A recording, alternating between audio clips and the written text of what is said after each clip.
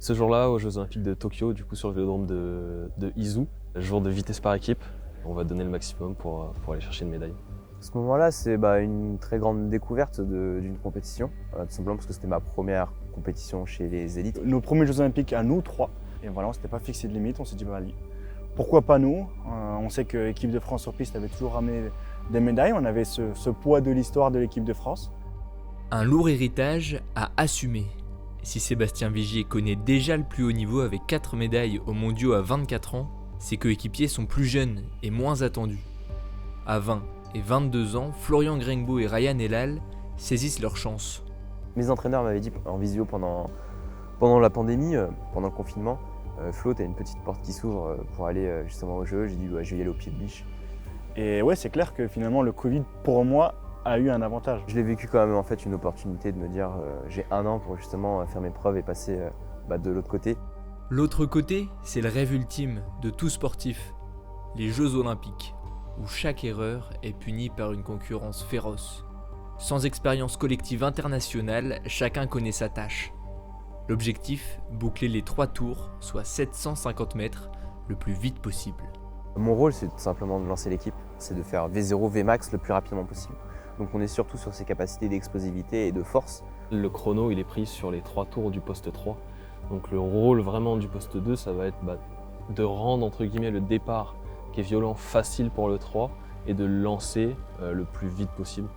Et moi, je devais maintenir cette allure-là pour essayer de mieux finir. On est à plus de 75 à l'heure.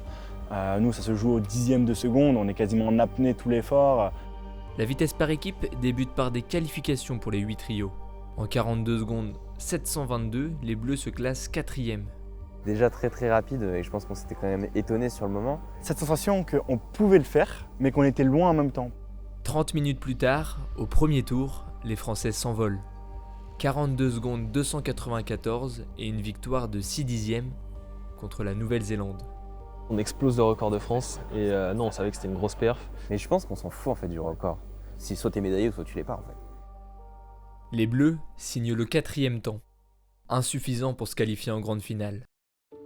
Pour ces Jeux de Tokyo, le format a changé. Exit les 5 heures de récupération entre les manches, les athlètes n'ont que 30 minutes pour souffler.